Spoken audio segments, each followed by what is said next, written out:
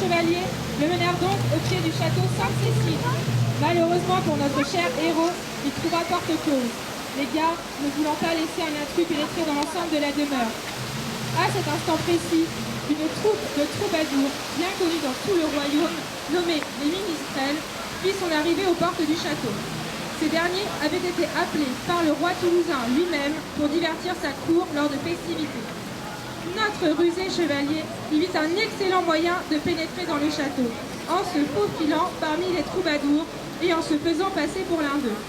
Ces derniers lui demandèrent de faire ses preuves et de leur montrer que lui aussi était capable de divertir la cour du roi.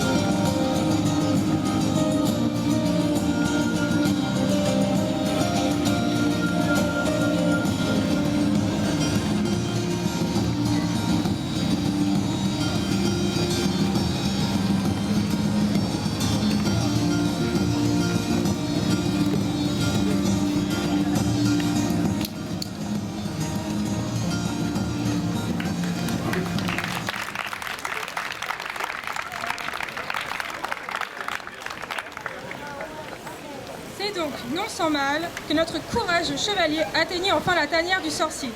Notre héros fit part de son questionnement au sorcier à propos du fameux tissu pastel. Et le sorcier répondit: en ce château demeure l'appariteur, fidèle bras droit du roi toulousain qui a remué ciel et terre pour retrouver l'objet de ta quête sans succès. Mais il détient sûrement des informations qui t'aideront à poursuivre celle-ci. Cependant, fais attention. Puisque tu es un intrus au château, ces informations ne seront pas gratuites. Tu vas devoir l'affronter en duel lors d'une joute équestre pour qu'il te révèle ce qu'il sait. Comme tu m'es sympathique, je vais t'aider dans cette rude épreuve en te préparant une potion magique, dans cette coupe, qui te rendra invincible le temps du combat. Attends-moi là, je m'en vais préparer ce breuvage.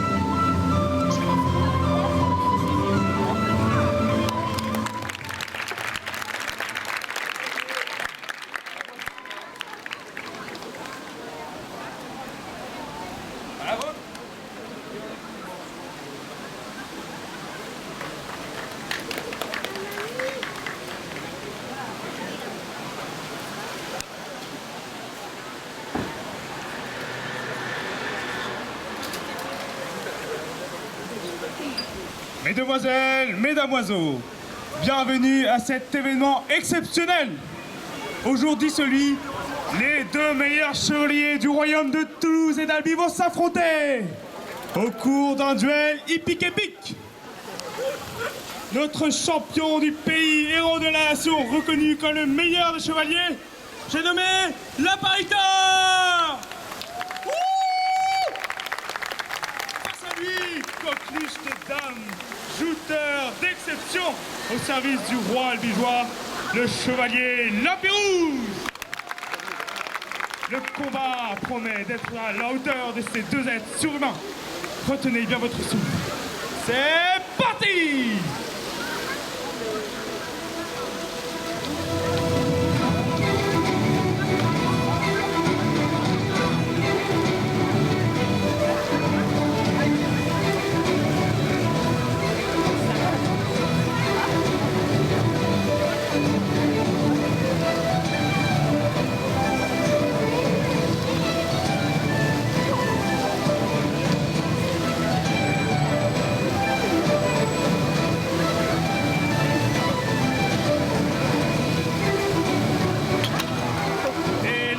serviteur fut désarçonné.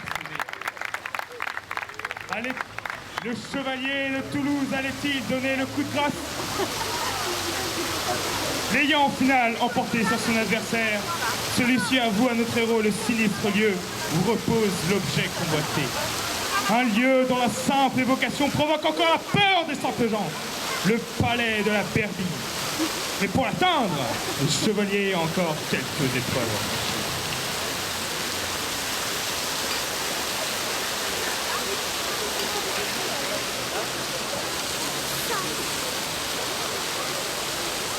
Après avoir franchi le très connu ravin de la mort, devant vous, notre héros poursuivit son aventure. Le combat final approchait. Notre chevalier avait déjà surmonté de nombreuses épreuves que peu auraient pu affronter. Mais le plus dur restait à venir.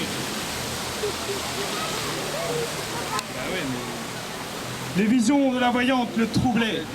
Et pour la première fois, le doute envahissait son esprit. Le livre n'est pas bien construit.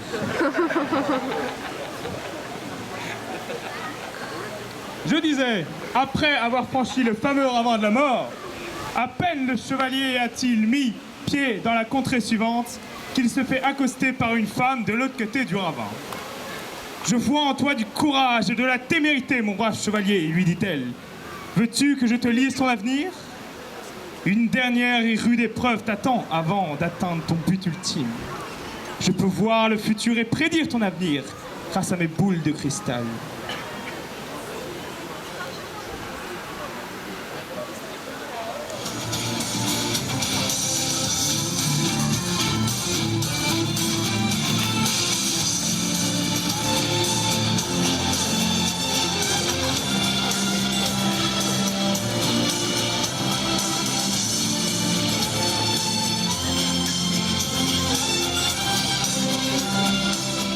Laisse-moi démêler mes boules et je te lirai ton avenir. Ton avenir est confus, tu as un destin trouble. Les dieux n'ont pas encore décidé de ton destin. Je vais t'aider à démêler tes boules.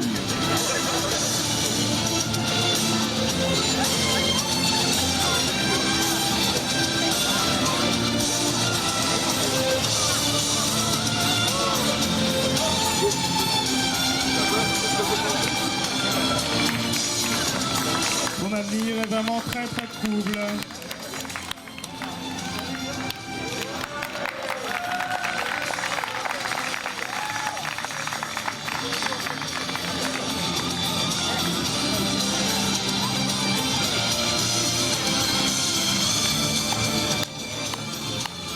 Ah, les dieux me donnent enfin des informations.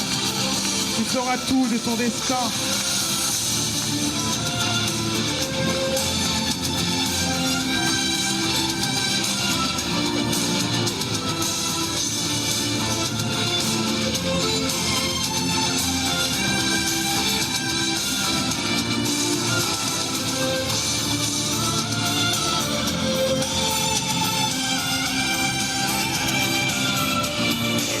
Hélas, ce que j'ai vu présage un grand malheur. Une dernière bataille t'attend dans l'antre du palais de la Berbie. Le combat final approchait. Notre chevalier avait déjà surmonté de nombreuses épreuves que peu auraient pu affronter. Mais, mesdames et messieurs, oui, le plus dur restait à venir. Les visions de la voyante le troublaient. Et pour la première fois, le doute envahissa son esprit. Il entra dans la traquinière, les mains moites et les sens exacerbés. Arrivé en son centre, il vit l'objet convoité gisant nonchalamment. Il n'avait qu'à se baisser pour le ramasser. Notre vaillant, le combat commença entre les deux chevaliers. Notre proche chevalier lutta, il se releva. Ce plaquage haut ne l'aura pas, non.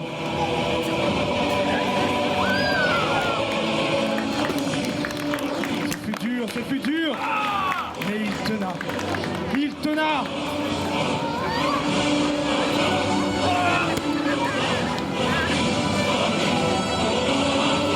L'issue de ce combat n'était peu claire. Qui des deux les dieux allaient-ils choisir?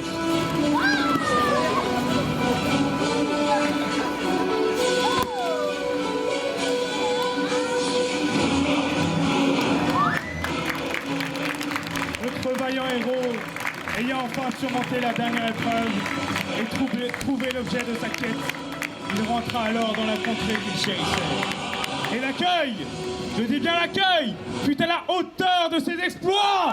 À la hauteur de ses exploits, mesdames et messieurs!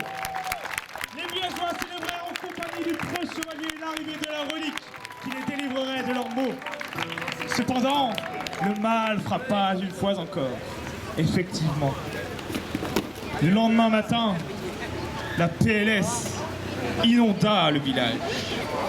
Le chevalier constata que durant la fête, il avait égaré le pastel aux propriétés miraculeuses dans le Tarn, mesdames et messieurs.